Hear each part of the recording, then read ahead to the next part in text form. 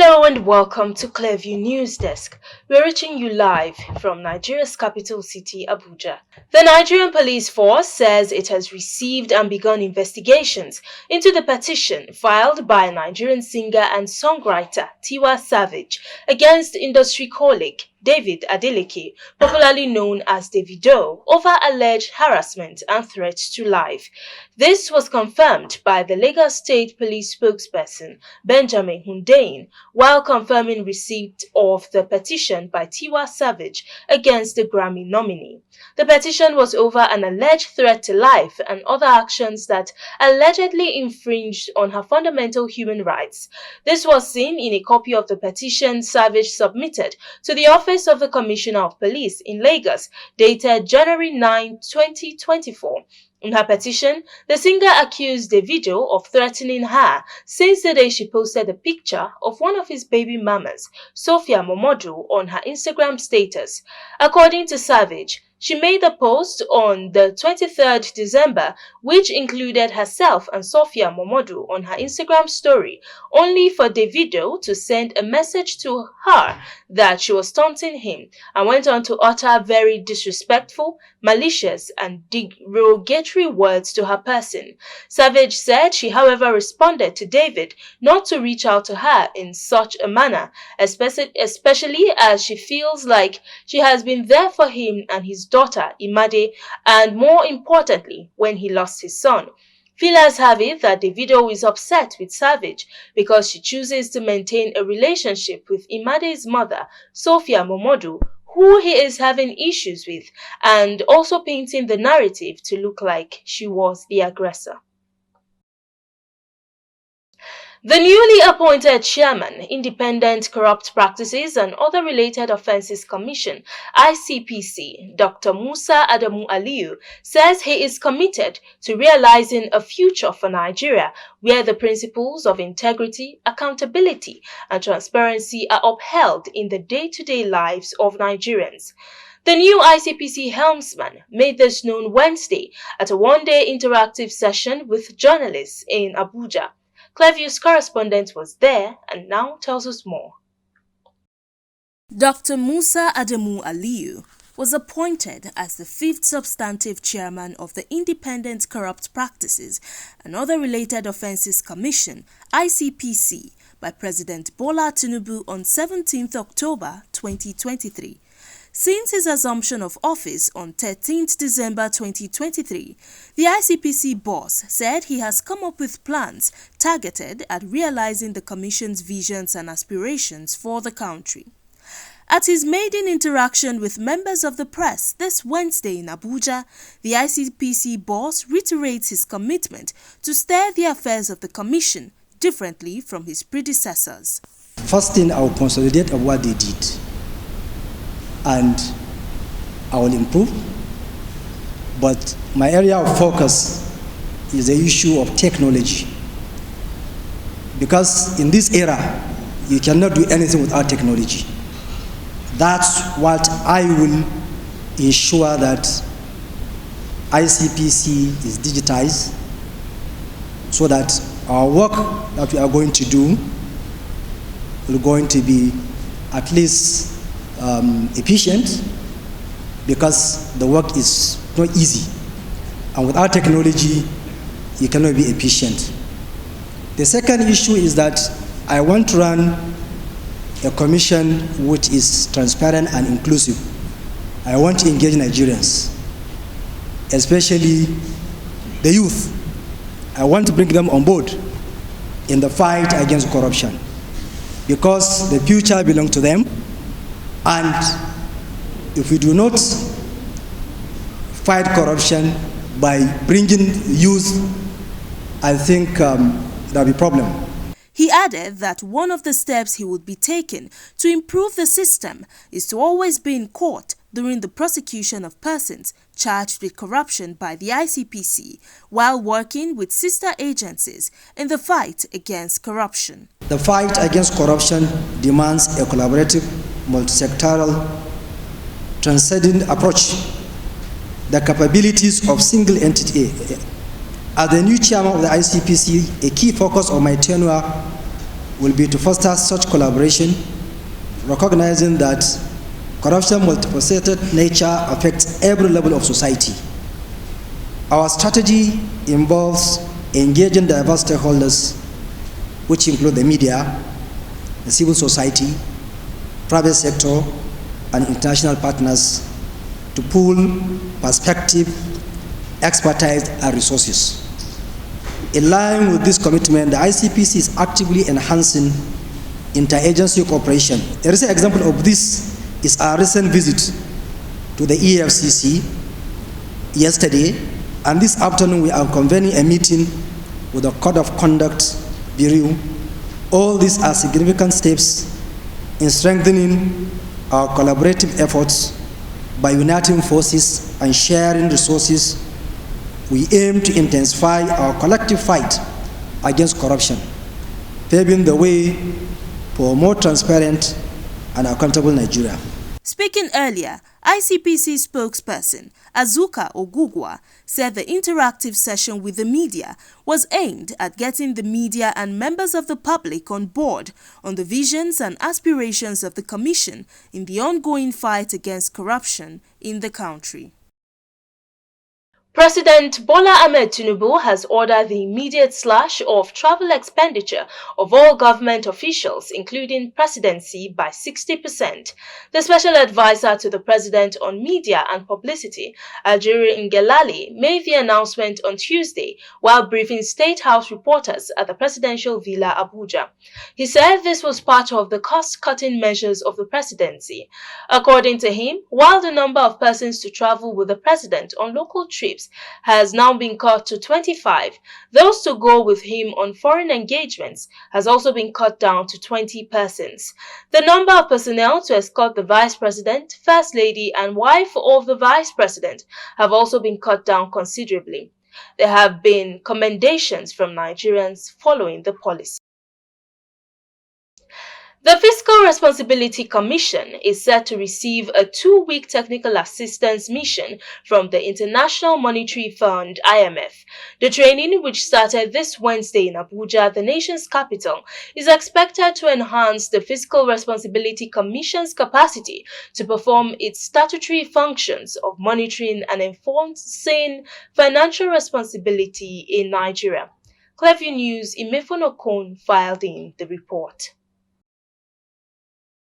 Commenting on the importance of the program, the chairman of the Fiscal Responsibility Commission, Victor Moroka Esque, expressed delight at the prospect of the enhanced capacity of the FRSC officials, adding that the training will enable the Commission to do more to support the management of the economy under the renewed hope agenda of President Bola Ahmed Tinubu. We have the privilege of this training for International Monetary Fund, IMF. The program is AfriTac West 2. It's a special mission from IMF.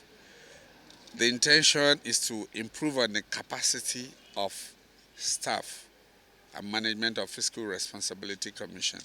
The intention is to improve on the capacity, particularly in analytical of medium-term expenditure framework fiscal strategy paper.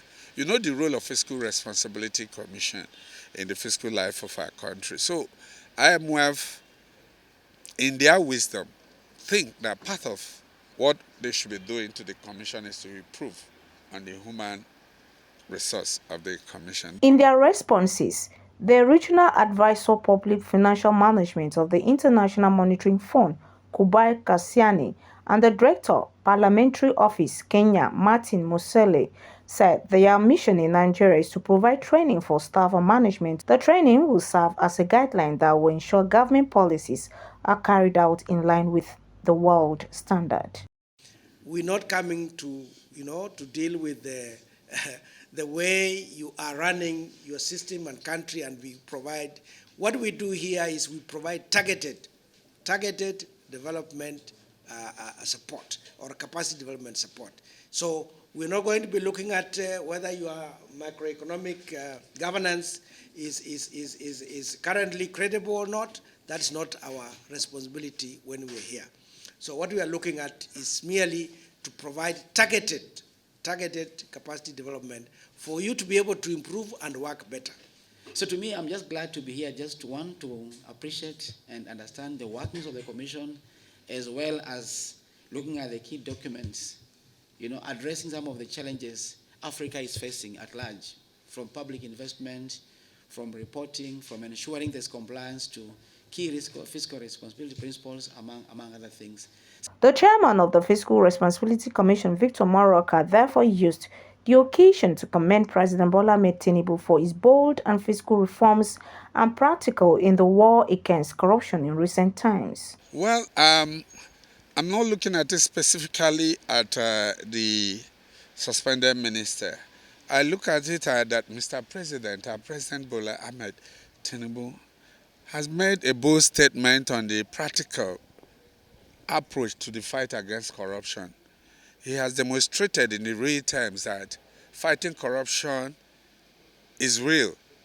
He has sent out messages to every public official in Nigeria today, including his ministers, public officials, all of us, that he's not playing about fighting corruption. The Fiscal Responsibility Commission is an independent statutory body established by the Fiscal Responsibility Act 2007 to promote prudent management of the nation's resources, ensure long-term macroeconomic stability, and ensure greater accountability and transparency in fiscal operations within the medium-term fiscal policy framework. Imefon Okon, reporting for Clever News.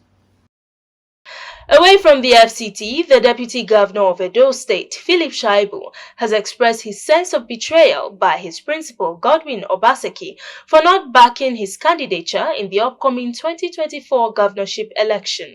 Shaibu, who claimed that he was persuaded to be the Deputy Governor to Obaseki, said he added value to his principal's government in terms of political structure and his finances. Speaking during a television interview this Wednesday, the People's Democratic Party's governorship aspirant said he was hurt that Obaseki was supporting an outsider instead of him. However, he didn't name who the outsider is, stressing that he actually didn't want to be a deputy governor, having been comfortable in the House of Representatives.